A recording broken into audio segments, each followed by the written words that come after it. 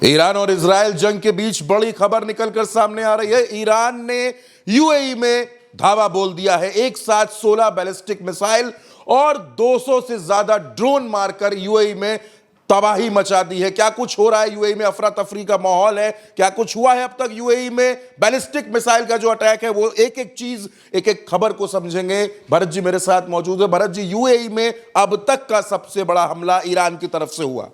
बहुत बड़ा हमला और यूएई के भीतर एकदम सही कहा, तब अफरा तफरी का माहौल है। और इवन हालात ये हैं कि दुबई का जो एयरपोर्ट है वहाँ से फ़्लाइटें कैंसिल हो चुकी हैं और वहाँ एयरपोर्ट पर आने के लिए मना किया जा चुका है। दुबई में लोग सामान खरीद कर रख रहे हैं यूएई के ऊपर। यूएई मतलब संयुक्त अरब अमीरात, इसी में एक शहर है दुबई। यहाँ पर ये अल जज़ीरा के हवाले से आपके सामने ये खबर है और इस खबर में आप देखिए बिल्कुल क्लियर कट जो लिखा गया है उसको देखकर आपके होश उड़ जाएंगे कि किसी देश के ऊपर इतना भयंकर अटैक ईरान कर रहा है तो उसके पीछे जरूर कोई ना कोई कारण है। यहां पर लिखा है UAE targeted by 16 ballistic missiles और 121 drones. At least 16 ballistic missile and 121 drones were launched at the United Arab Emirates today, यानी आज। According to the country authority, यानी देश की अथॉरिटी के मुताबिक 121 ड्रोन आज मारे गए और 16 बैलिस्टिक मिसाइल दागी गई, जिनमें आज हमने देखा कि दुबई के एयरपोर्ट पर उनके रनवे पर एक ड्रोन गिरता हुआ दिखलाई दिया। अब इसका तर्जुमा जरा दर्शकों को बता देते हैं, ये जो पूरी डिटेल लिखी हुई है ताकि दर्शकों को और अच्छे से समझ में आए। All missiles but one that fell into a sea were intercepted. मतलब इनका कहने का मतलब है कि संयुक्त अरब अमीरात के अधिकारियों के अनुसार आज संयुक्त अरब अमीरात में कम से कम 16 बैलिस्टिक मिसाइलें और 121 ड्रोन गिराए गए। अब समुद्र में ये यहाँ पर कह रहे हैं कि समुद्र में गिरी एक मिसाइल को छोड़कर बाकी सभी मिसाइलों को रोक दिया गया। अधिकारियों ने बताया कि कम से कम 119 ड्रोन्स को यहाँ पर रोका गया है। 2 ड्रोन संयुक्त अरब अमीरात की सीमा के भीतर दुर्घटनाग्रस्त हुए कह रहे हैं। अब इनकी डिटेल देखिए, उसको देख आपको लगेगा कि जब यूएई पर इतना भयंकर भीषण प्रहार ईरान कर रहा है तो इजराइल पर कितना कर रहा होगा। आप अंदाज़ा नहीं लगा सकते कितना कर रहा होगा। आइए आगे की डिटेल। ये डिटेल जो है अल जज़ीरा के हवाले से है। ये नीचे ये लिख रहे हैं कि since the start of the war जब से शुरू हुई है तब से, ये क्या लिख रहे हैं कि 221 बैलिस्टिक मिसाइलों का अब तक पता लगाया गया है, यानी 221 बैलिस्टिक मिसाइलें उन पर चली हैं। 205 को नष्ट किया गया है, 14 समंदर में गिरी हैं, 2 संयुक्त अरब अमीरात की सीमा के भीतर गिरी हैं। और ये आगे कह रहे हैं क्योंकि ये देश अपना डिटेल दे रहा है तो ये जाहिर है कि ये नहीं बताएगा कि हमारे भीतर कितना नुकसान हुआ या क्या हुआ, लेकिन फिर भी आप एक मोटा अंदाज़ा लगा सकते हैं। जैसे अमेरिका के सैनिक मर रहे हैं, ईरान कह रहा है हमने 500 से ज़्यादा मार दिए, अमेरिका कह रहा है सिर्फ 6 मरे। दूसरी तरफ इजराइल ये कह रहा है कि हमारे यहाँ कोई नुकसान नहीं हुआ है, लेकिन ईरान दावा करता है कि ये बिल्डिंग टूटी, फलाना टूटा, यहाँ मारा, वहाँ मारा, नेतन्याहू के दफ्तर पर हमला किया, और एक तमाम सारे दावे। तो दावे अलग अलग हो सकते हैं, लेकिन दावों से भी अंदाज़ा एक स्पष्ट मालूम पड़ता है। ये दुबई के यूएई के अथॉरिटीज़ की तरफ से ये बातचीत है जो हम आपको दिखला रहे हैं। फिर ये आगे कहते हैं कि 1305 ईरानी ड्रोन का पता लगाया गया है, ये कह रहे हैं, और 1229 को रोका गया है, ये इस बात को कह रहे हैं। और 76 संयुक्त अरब अमीरात की सीमा के भीतर गिरे हैं, यानी 76 गिरे हैं, ये मान रहे हैं।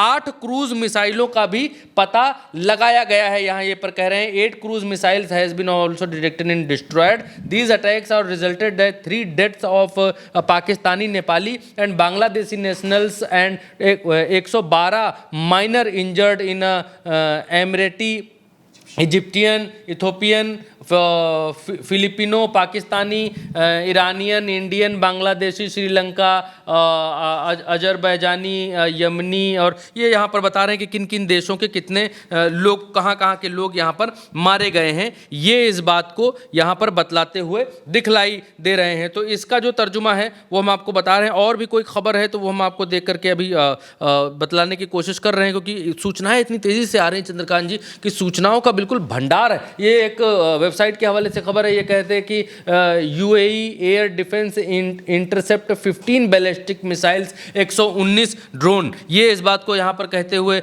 नज़र आ रहे हैं। आगे और सारी और वेबसाइटें हैं जो इस बात को कह रही हैं, इंग्लिश वेबसाइटें, UAE targeted by 16 ballistic missiles और 121। ये हम आपको और भी वेबसाइटें इसलिए दिखाते हैं दोस्तों, ताकि आपको सनद रहे, मालूम रहे और अंदाज़ा रहे कि उल्टा चश्मा यूसी पर जो बतलाया जा रहा है, दिखलाया जा रहा है, वो ऑथेंटिक करके ही बतलाया जा रहा है। दावे हो सकते हैं, ये दावे हम ये ज़रूर मान रहे हैं कि दावे हैं। कभी हम आपको बताते हैं कि ईरान टाइम्स के हवाले से, मतलब उनका दावा है, ईरान के लोगों का दावा है। कभी हम बताते हैं इज़राइल टाइम्स के हवाले से, यानी इज़राइल के अखबार जो दावा कर रहे हैं वो इज़राइल की तरफ से, उनके जो ऑफिशियल्स कह रहे हैं उस तरफ से दावा कर रहे हैं। तो दावे दोनों तरफ से हम आपको बतला रहे हैं, दिखला रहे हैं, और जो वीडियोज़ आ रहे हैं उनको ऑथेंटिक करके हम आपको बतला रहे हैं। यहाँ ये गल्फ न्यूज़ है जो आप देखिए, ये गल्फ न्यूज़ है, यहाँ कह रहे हैं 3 killed 112 injured in UAE since start the of missile and drone attacks. तो ये यहाँ पर इस बात को यहाँ पर पुष्टि करते हुए यह भी दिखलाई दे रहे हैं।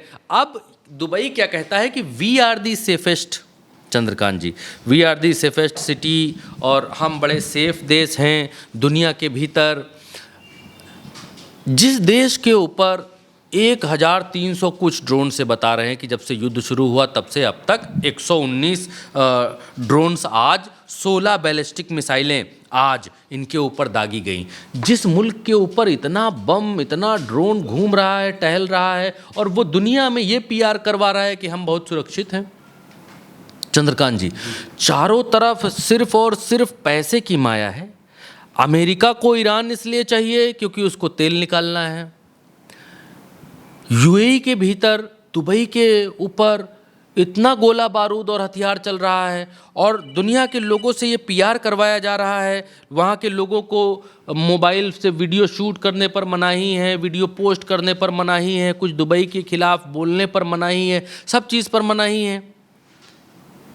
आप दुनिया की सेफेस्ट कंट्री आपको आप बता रहे हैं इसलिए क्योंकि यहाँ लोग इन्वेस्ट करते रहें, यहाँ लोग पैसा लगाते रहें, 4 करोड़ का फ्लैट लेकर गोल्डन मेंबरशिप लेते रहें, यहाँ आने जाने में आनाकानी ना करें। इवन हमने देखा बॉलीवुड के जो विवेक ओबराय को भी हमने ये चीज़ करते देखी कि विवेक ओबराय बता रहे हैं दुबई का बड़ा बड़ा शुक्रिया, और बहुत बड़ा शुक्रिया, बहुत बढ़िया शुक्रिया। हाँ, हम ये बात मानते हैं कि दुबई खुद अपने ऊपर ड्रोन्स और मिसाइल्स अटैक नहीं कर रहा है, लेकिन दुबई या यूएई ऐसे कर्म क्यों कर रहा है, अमेरिका का साथ क्यों दे रहा है? ईरान इस बात को कह रहा है कि भाई आपका अमेरिका से क्या लेना देना, आपकी हमारे से क्या दुश्मनी, हम तो आपके लिए कुछ कहते करते नहीं हैं, फिर भी आप अमेरिका का साथ दे रहे हैं, अपने यहाँ हवाई अड्डों का इस्तेमाल करवा रहे हैं। आपके हवाई अड्डे का इस्तेमाल करके, आपके बेस का इस्तेमाल करके, अभी प्रज्ञा जी ने अपने उस वीडियो में बताया उस बेस का नाम, उस बेस का इस्तेमाल करके जो है आप बच्चियों के स्कूल के ऊपर बम बरसवा रहे हैं। आपको शर्म नहीं आ रही है? जरा से भी शर्म नहीं आ रही है? 150 से ज़्यादा बच्चियां मारी गई, शर्म नहीं आ रही?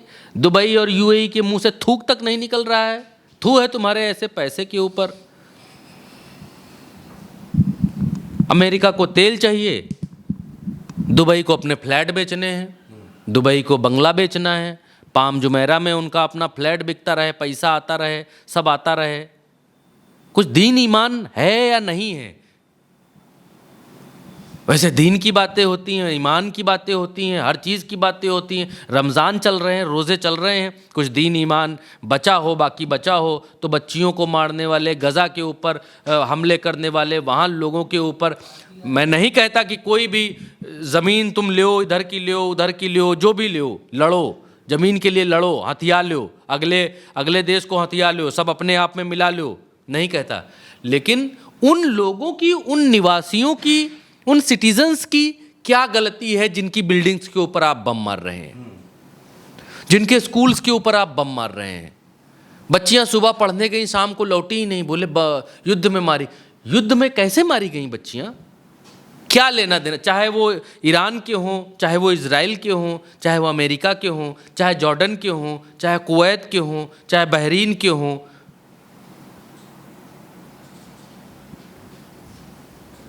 लोगों की क्या गलती है? आपको युद्ध लड़ना है, ट्रंप आए मैदान में, खामनई आए, दूसरे वाले जो चुने गए मैदान में, और कुश्ती लड़े, कंटा पे कंटाप मारे, जो जीत जाए वो ले जाए। लेकिन ये लोग नहीं आएंगे, ये लोग नहीं लड़ेंगे, ये बटन दबाएंगे, नागरिकों को मारेंगे, बटन दबाएंगे, मिसाइल गिराएंगे।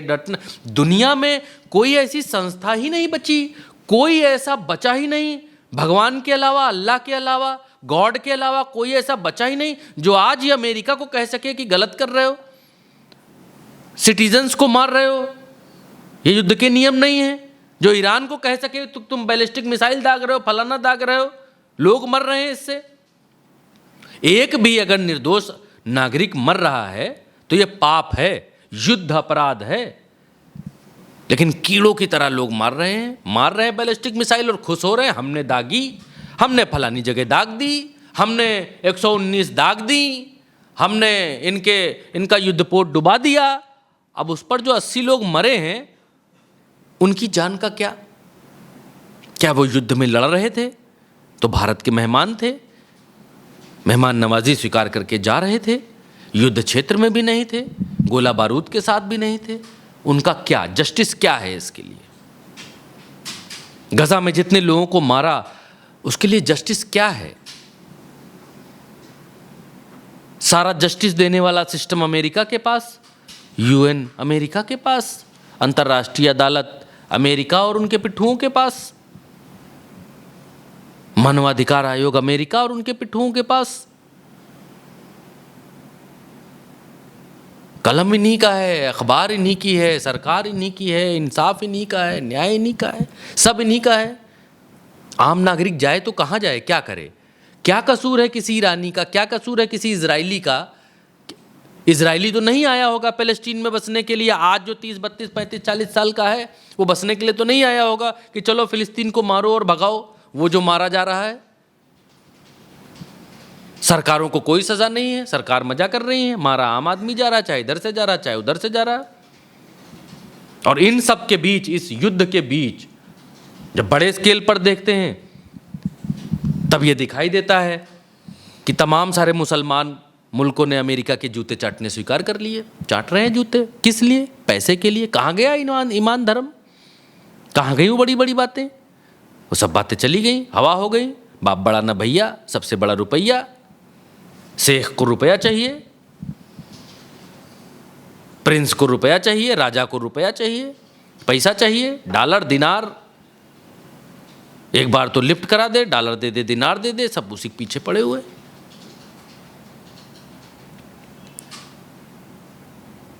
अमेरिका 2,000 किलोमीटर से बम जहाज लेकर आ रहा है मारने, या मार देंगे तुमको। तो ये तो कल्चर चल पड़ा चंद्रकांत जी कि अमेरिका ने कहा कि हम ईरान में क्यों सत्ता परिवर्तन होना चाहिए पूछा गया। ट्रंप ने कहा कि सत्ता परिवर्तन होना चाहिए क्योंकि यहाँ महिलाओं के अधिकार नहीं है। ट्रंप ने कहा कि सत्ता परिवर्तन होना चाहिए क्योंकि यहाँ बुर्का पहनती हैं औरतें।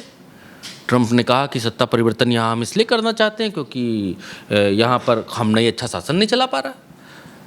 ट्रंप ने कहा, फिर पूछा गया कि क्यों, कि बोले लोकतंत्र नहीं है यहाँ इसलिए हम करना चाहते हैं। अब पूछा गया क्यों, बोले तेल चाहिए हमको, हुरमुज चाहिए हमको, पैसा चाहिए हमको। तो दुनिया की सारी लड़ाइयाँ सिर्फ पैसे के लिए हैं, ओनली पैसा। किसी को कोई नागरिक अधिकार, बच्चों के अधिकार, मानवाधिकार, लोकतंत्र, इन सब से किसी को कोई मतलब नहीं है। भारत गुटनिरपेक्ष रहे, हम कब सदियों से रहे, जब से हमने लोकतंत्र हमारे यहाँ स्थापित हुआ तब से हम गुटनिरपेक्ष रहे, किसी गुट में नहीं रहे। जो हमारी अंतरात्मा ने कहा हमने वो किया। हमारी संस्कृति में था कि मेहमान घर आता है तो उसे बाहर तक हम छोड़ने जाते हैं। लेकिन आज भारत ने क्या संस्कृति दिखाई? मेहमान आया, जा रहा था, रास्ते में अमेरिका ने मार दिया। भारत ने ये तक नहीं कहा कि उफ तक नहीं किया, गलत हुआ ये तक नहीं कहा। आज भारत के विदेश मंत्री ने कहा कि ये नॉनसेंस क्वेश्चन है। तो सिर्फ और सिर्फ गुलाम रह गए हैं और सिर्फ गुलाम बनाने वाले रह गए हैं और पैसा कमाने वाले रह गए हैं। इन्हीं 3 टर्म्स के ऊपर दुनिया चल रही है। ईरान जो कर रहा है बहुत सही कर रहा है, कम से कम लड़ रहा है, कम से कम लड़ रहा है। और ये सिर्फ ईरान नहीं है, इससे पहले इराक था, इससे पहले सीरिया था, इससे पहले और मुल्क थे जो इसी राह पर चलते हुए जिनको अमेरिका ने पिट्ठू बनाया। अब ये जो मुस्लिम मुल्क हैं इनका भी नंबर आएगा, आज नहीं आएगा तो कल आएगा। अमेरिका को ईरान की औरतें बुर्का पहनती हैं तो बुरा लगता है, बोले कि बहुत कट्टरिज्म है, बुर्का पहन के चलती हैं औरतें, हम इनको बुर्का से मुक्ति दिलाएंगे। यूएई में बुर्का पहनती हैं औरतें, दिक्कत नहीं है। सऊदी अरब में औरतें बुर्का पहनती हैं, अमेरिका को इससे दिक्कत नहीं है। क्यों? क्योंकि सऊदी अरब अमेरिका के साथ है, इसलिए उसको दिक्कत नहीं है। ईरान की औरतों से दिक्कत है। सऊदी में जो कानून हैं वैसे ही लगभग कानून ईरान में भी हैं। सऊदी में तो अभी हुआ कि औरतें गाड़ी चला सकती हैं, कार चला सकती हैं। मैं सऊदी गया था, सऊदी में तो अभी हुआ कि औरतें कार चला सकती हैं। कुछ औरतें मुझे कार चलाती हुई दिखी भी। सऊदी में तो अभी हुआ कि दफ्तर में औरतें काम कर सकती हैं। और अजूबा है, जो सऊदी में लोग रहते हैं और काम कर रहे हैं और वीडियो अभी तक यहाँ तक देखते हुए आए हैं और मुझे सुन रहे हैं, वो भी इस बात को स्वीकार करेंगे। सऊदी में कोई आदमी वीडियो नहीं बना सकता आज की तारीख में युद्ध के ऊपर, वो भी इस बात को स्वीकार करेंगे कि सऊदी में अब औरतें ऑफिस जाने लगी हैं, अब औरतें गाड़ी चलाने लगी हैं। वरना ईरान और सऊदी में कोई अंतर तो नहीं था, लेकिन सऊदी मित्र है अमेरिका का, वहाँ औरतें बुर्का पहने कुछ भी करें कोई दिक्कत नहीं है। तो ये अमेरिका का डबल स्टैंडर्ड है। उसे क्या चाहिए? उसे पैसा चाहिए, उसे केवल मनी चाहिए। और भारत ने अपना जो स्टैंड लिया है वो निराशाजनक है, निराशाजनक है। क्यों निराशाजनक है? थोड़ा सा समय और लूँगा। अमेरिका के कहने पर हम तेल क्यों खरीदें? हम रूस से अगर तेल खरीद रहे हैं, अमेरिका कहता है मत खरीदो, हमने कहा कि ठीक मालिक नहीं खरीदेंगे। अमेरिका ने कहा कि ईरान से मत खरीदो, हमने कहा ठीक साहब नहीं खरीदेंगे। अमेरिका ने कहा वेनेजुला से खरीदो, हमने कहा ठीक साहब वहाँ से खरीदेंगे। अब जब ईरान कोई जहाज़ नहीं आने दे रहा, मार रहा, काने कान थपड़िया रहा, तो अमेरिका से पूछा भारत ने कि आप क्या करें भाई साहब, गैस तो महंगी हो गई, 60 रुपये सिलेंडर पे लोकल घरेलू वाले पे और 115 रुपये कमर्शियल वाले पे। तेल के भी दाम बढ़ने वाले हैं। भारत के पास 30, 40, 45 दिन का, 15 दिन का क्या लोग बता रहे हैं कि इतना ही पेट्रोल बचा है। फिर बोले अमेरिका से आग्रह किया कि भाई साहब इजाज़त दो। ये आ चुका है समय कि भाई साहब इजाज़त दो ट्रम्प साहब कि हम कहीं और से तेल खरीद लें। तुम्हारी परचून की दुकान में जो है वो नहीं है कंपट, चूरन तुम्हारे यहाँ नहीं बिक रहा है, तो हमको इजाज़त दो कि हम गुप्ता जनरल स्टोर पर नहीं हैं तो हम जो है सक्सेना जनरल स्टोर से ख़रीद लें। गुप्ता जनरल स्टोर से इजाज़त मांग रहे हैं कि भाई साहब बगल वाली से ले लें, इजाज़त दो तो। अरे भाई नहीं है इस दुकान पर तो हम लेंगे ही बगल वाली पर, और हमारी मर्जी हम किसी भी जनरल स्टोर से कोई सामान लें, किसी भी दुकान से खरीदें। Who are the America? America से खैर भारत ने पूछा कहाँ से लें, तो अमेरिका ने कहा कि ठीक है जहाँ पुरानी दुकान से ले लो, रूस वाले से ले लो, दोबारा कुछ दिन के लिए लेते रहो। हाँ कुछ दिन के लिए लेते रहो जब तक इधर ठीक नहीं हो जा रहा, फिर इधर ही दुकान पे आ जाना। तो भारत पहुंचा रूस के पास, बोला भाई साहब तेल दे दो, टैंकर लेके तेल लाओ। तो रूस ने कहा कि हाँ भाई साहब लो, तो दुकान इसीलिए खोली रखी है कि तेल लो। तो भारत ने कहा कि भाई साहब वो फ्रेंडशिप वाला डिस्काउंट लगा देना, दोस्ती वाला लगा के देना जो पहले देते थे कम वाले रेट में। तो रूस ने कहा कि वैसा वो डिस्काउंट तो ख़त्म हो गया, वो ऑफर तो दोस्ती के लिए था, आप तो वही हैं सलाम साहब, अमेरिका के आगे सलाम बजाने वाले। तो अब तो मार्केट रेट में मिल पाएगा, जो मार्केट में चल रहा है भाव, उसी भाव में हम भी देंगे। तो अभी तक जो खबरें हैं कि रूस मार्केट भाव पर तेल देने के लिए इनको तैयार हुआ है कि मार्केट भाव पर ले लो, जितना ले लो, बहुत है हमारे पास, लेते जाओ।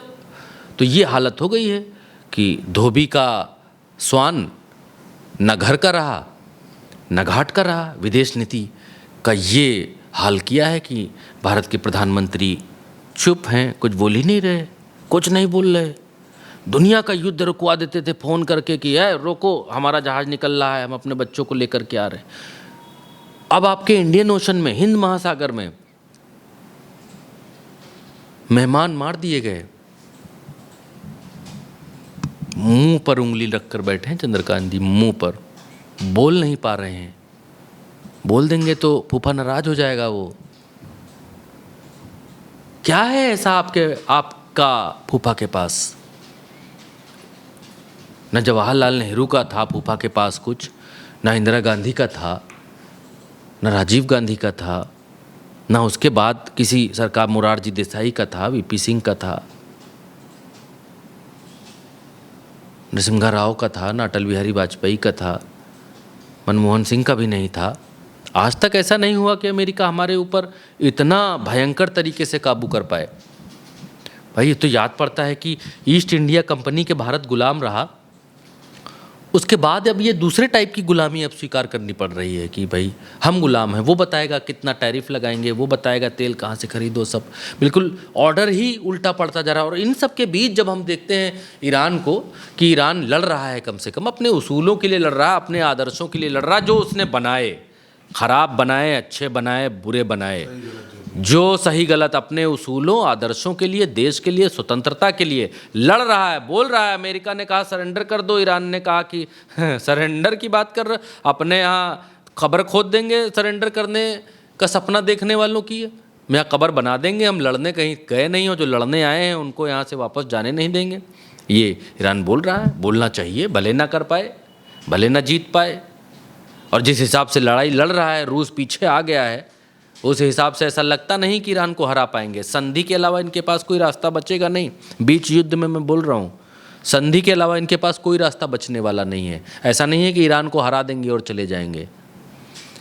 ईरान शेर की तरह लड़ रहा है तमाम सीआरओ से घिरा हुआ है ईरान, फिर भी लड़ रहा है और दुनिया को ये बतला रहा है और ये दिखला रहा है कि अपने आदर्शों के लिए, उसूलों के लिए बोलना चाहिए, लड़ना चाहिए, फाइट करनी चाहिए। फाइटिंग स्पिरिट वो दिखला रहा है। अमेरिका कोई नहीं होता है, कल को अमेरिका आए, पाकिस्तान का प्रधानमंत्री उठा ले जाए, बोले पसंद नहीं है ये आदमी हमको।